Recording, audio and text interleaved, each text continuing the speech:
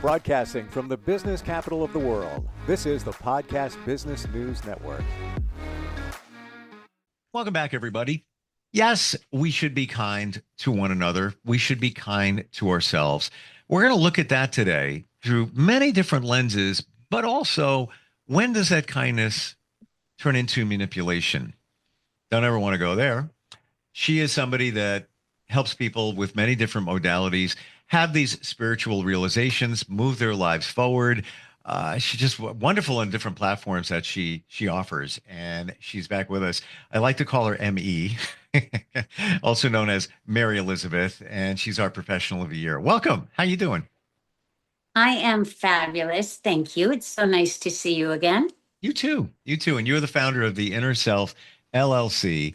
And I think I shared with you, I end a radio show every day with be kind to yourself and others. And it just one day years ago hit me that that's the message that needs to be out there because there's a lack of kindness, I believe, and even to ourselves. Overall thoughts on kindness in the even the spiritual lens of things. What are your thoughts? Kindness is your natural way of being. You are all naturally born kind. That is innate to the human mind. That is the space you are meant to be. You are taught from a very young age through, how should we say, the example of others, what kindness is and what kindness isn't.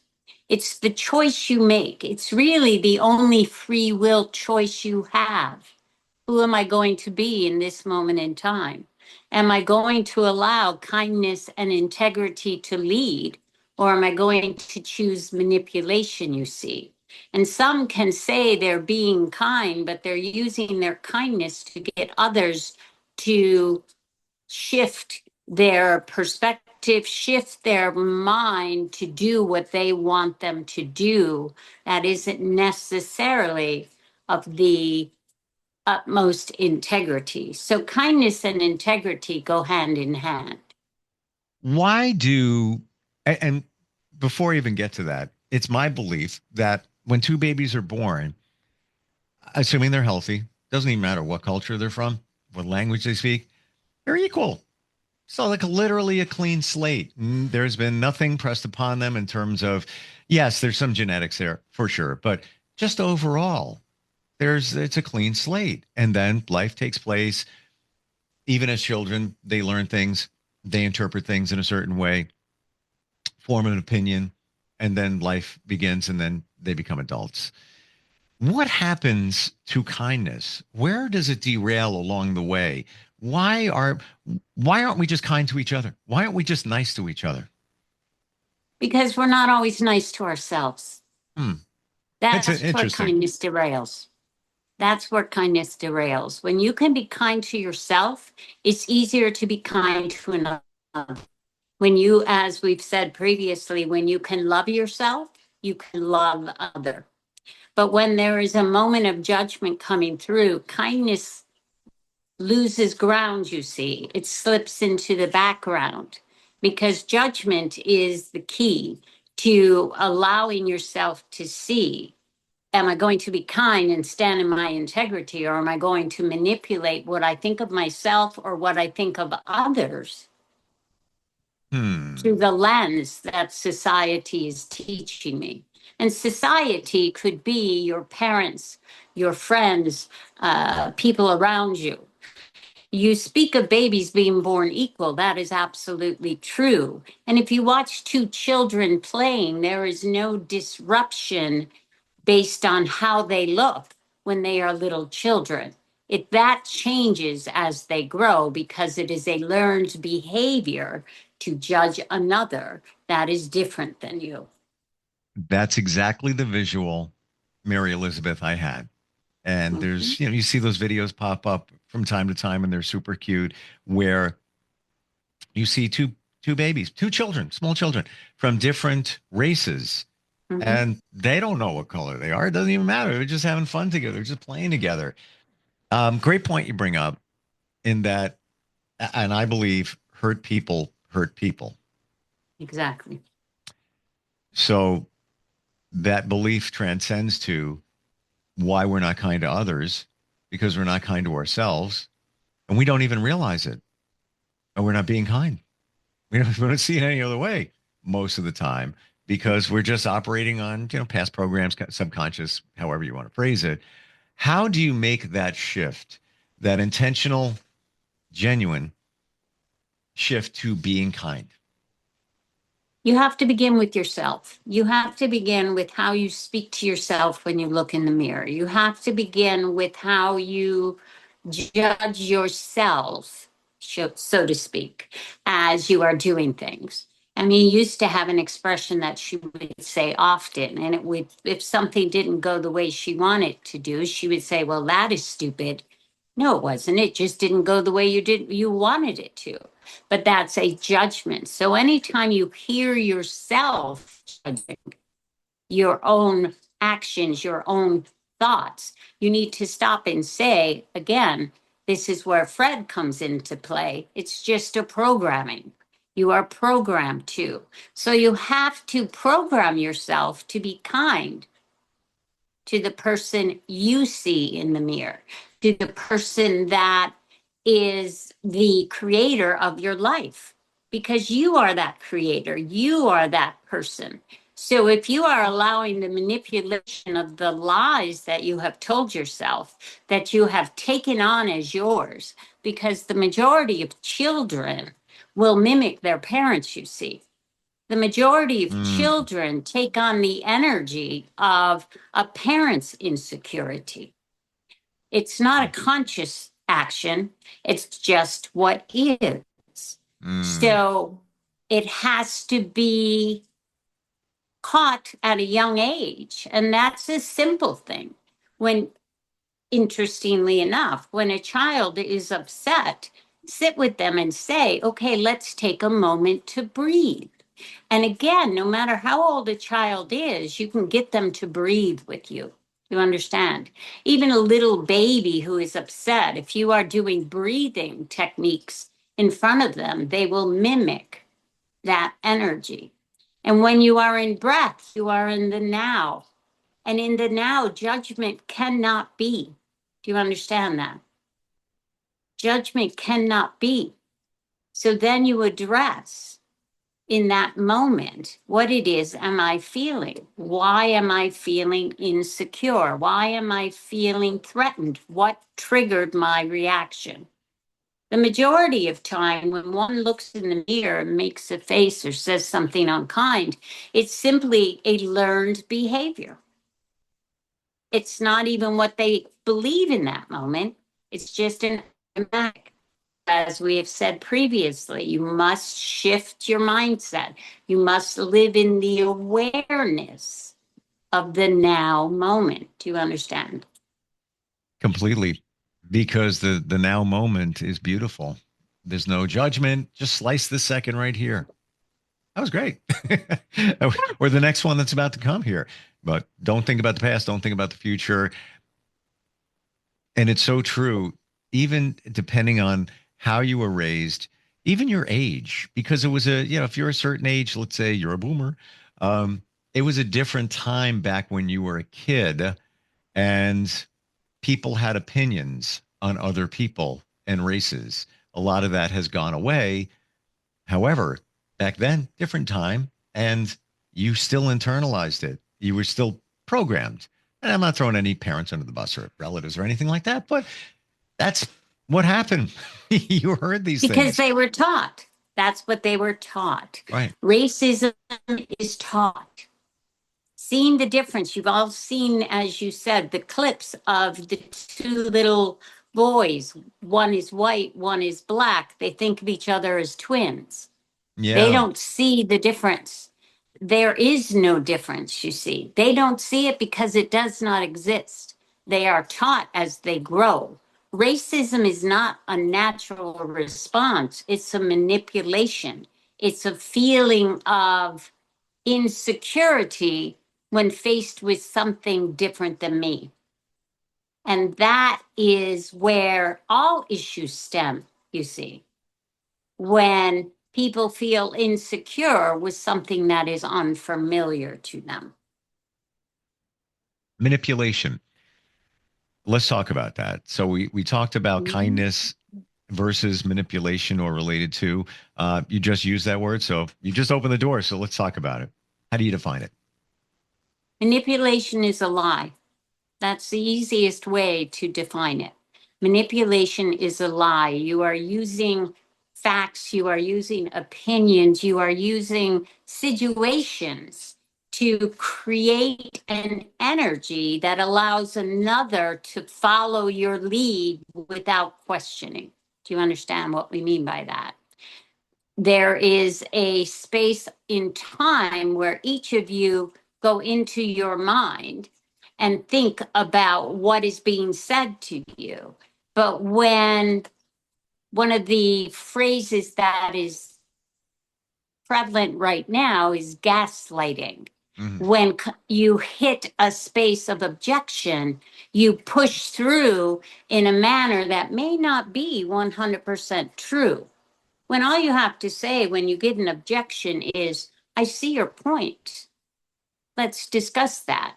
Instead of trying to railroad another into believing as you. Do you understand what we say? In that moment, in that time, you get to choose, am I going to push through my agenda or am I going to be kind? The kind is, I see your point of view. I may not agree, but I understand you. And in that space, you allow connection to be. And that is the space where kindness leads, where you allow connection to be. Manipulation is you are leading. You understand what we mean, the difference between the two. Sure, sure. And one of the most important things we can do is to be great listeners because most people just want to be heard. Exactly. Doesn't mean you have to agree. Exactly. Doesn't mean you have to agree with them. You just have to hear No, them.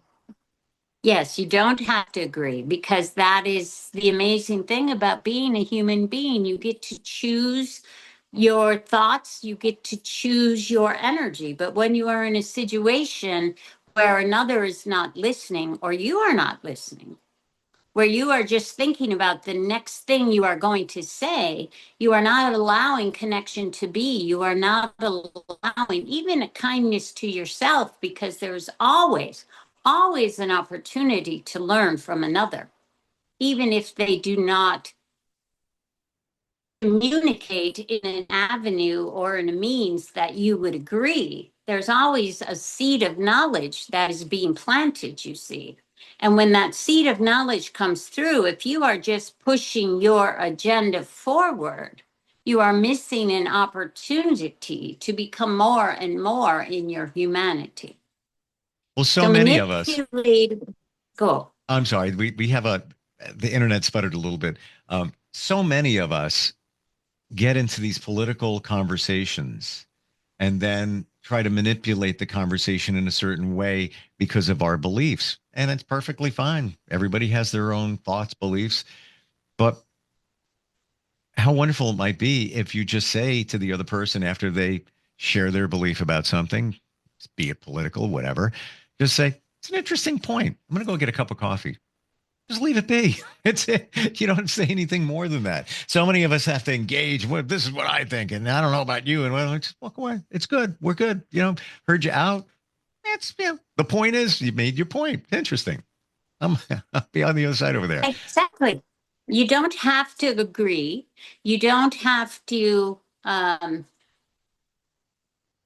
fall in line because you all think you must, they must believe as me. There's something wrong with them if they don't. No, they just see it from a different perspective than you. And in regards to the political, all we say there, if you are faced with a situation in front of you where you are watching unkindness lead, then you should speak. But if it's just a difference of opinion, then allow the opinions to be. Because what comes when you can do that with grace on another, for another, and for your own self? You allow a space of growth to be. Because when you don't react, how should we say, aggressively, others will take the conversation too and think back and go, oh, I guess they had a point. That could be true. They may not 100% give you props that you are 100% correct, but it could be true.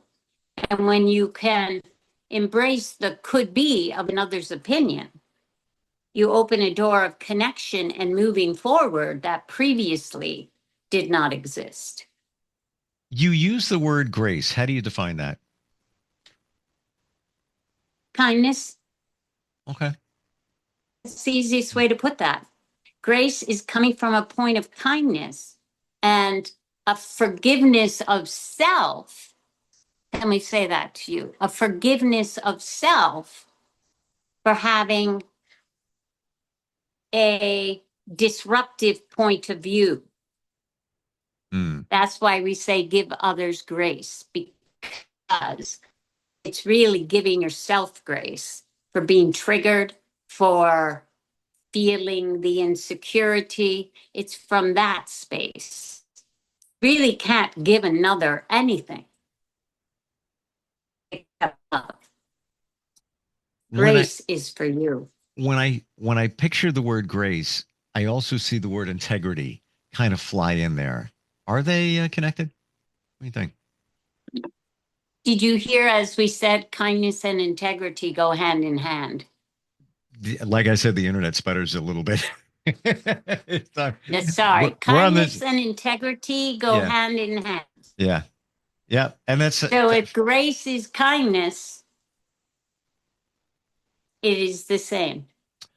Why do you feel that we don't practice more kindness? You know, back in the day, there was a thing called random acts of kindness. They even set a day aside so we feel more comfortable doing it. But why can't we all just get in the habit of being kinder? Is it where we feel we're going to get judged? What's your feeling? Currently, within your society specifically, there is a us against them mentality that has come to be. And there has been we'll use the word propaganda, that others are trying to take what is mine.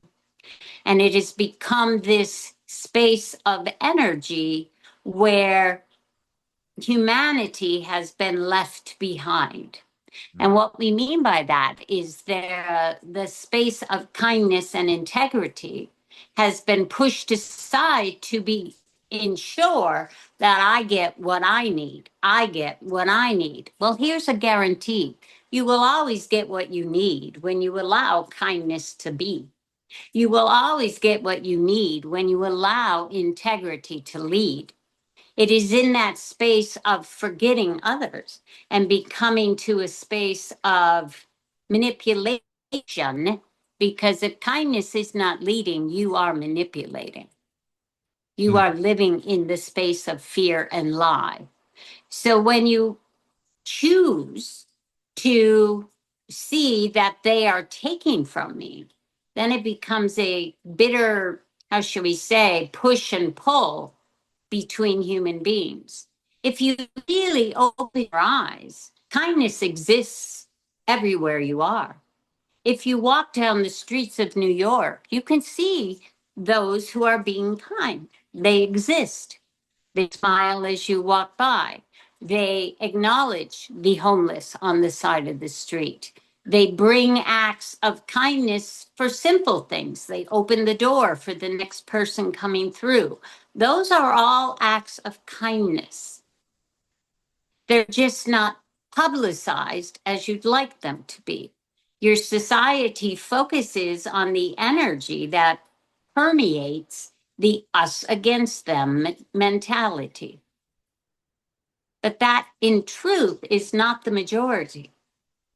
You are leaning to a point where it is becoming more so prevalent than we would like it to be, because you are pulling from your center point energy. But it is not It has not disappeared. As you say, when you do your radio, you speak of it daily. And that's all it takes sometimes, is that gentle reminder to be kind. But the majority are kind in small, simple ways. And it has an impact that is universal, you see. So never doubt that kindness leads. Just know that fear is taken over here. Is it a bad thing to practice kindness because it feels good? Now, where am I going with that? If you've done something for somebody, you realize, oh, that felt good. Like the other day, I was holding the door for somebody, family walked out, but there was some people behind them. It was an event. So I'm holding the door and people are like, oh, you don't have to do that. I'm fine with it. Yeah, I held the door for like, I don't know, 40, 50 seconds. Said, no problem. You keep going. I wasn't in a rush. It was all good, but I was feeling better and better as I was doing it. And maybe a small part of me loves the way that feels. Should we feel any guilt if we just continue to do kind things because it feels good for us? Absolutely not. When you feel good, you know you have connected to that space within that is that pure light, that love, that is you. The best. So when you feel good, that is what we want you to do. We want you to walk through life feeling that way. We want you to know that that is how you can feel each and every day. Connecting to that energy is connecting to your truth. It perfectly backs up my mantra in the past 4 or 5 years. And it is, I say it again, love everyone. And you can love every cup. When you go to get your cup of coffee and you just thank that person, that barista, you did it great today. That tastes so good. By the way, I love your hair. Like totally fits you. Love everyone. Trust few. Unfortunately, in my experience and journey, I have to say that. Always do the right thing for all. Not the right thing just for yourself, for all. To me, that's the kindness part there. You know, the love and the kindness all go in there. What is your feeling on that mantra overall? How does that resonate with you? The only thing we would change, instead of trust few, trust you. Ooh, look at you. Trust you. Because when you can trust in yourself, you will find that you will draw to you others that you can trust too. When you allow yourself to be led by kindness, and we smile because when you said the compliments that you give to make a difference, they are huge. If you were ever in public with our ME, she is constantly finding the positive to reinforce in another human being. Her friends laugh at her because she talks to all strangers equally. In this space, in this time, we remind you that that is your truth. That is who you are. Allow that to be. Trust in you, and you will draw to you those you can trust too. Do you And understand? I do. And I would like to add to that. And I'm going to abridge my mantra. Thanks to Emmy. If you trust you or trust in you, you will be able to spot those who may not support you in the way that you believe you needed to be supported, i.e., trust them. You'll just know because your trust in you, your you is going to, spot the trouble, if you will, should it ever exist around you. Fantastic. I know you have many different individual programs to move people forward, the tools, the guidance. What's the best way to find you? It's your name, right? It's my name. I am MaryElizabeth.me. Or you can always text me at 661-524-4544. We live in a very fast-paced world. Technology is fantastic, but it just adds layers of complication. You have that way of just cutting through the clutter, getting to the point, and getting on with it. What are we getting on with? Being kind to everybody. That's our message today. Thank you so much for being here. One final thing. Yes. I intentionally didn't invite Fred to join us today. And you mentioned Fred before. Can you please give us what that's an acronym for? Fred is that voice in your head, and our acronym is Fear, Reaction, Energy Denied. So when you find yourself stuck in this spin, just say, shut the F up, Fred. Fear, Reaction, Energy Denied. Thank you again. Looking forward next time we get together. Thank you so much.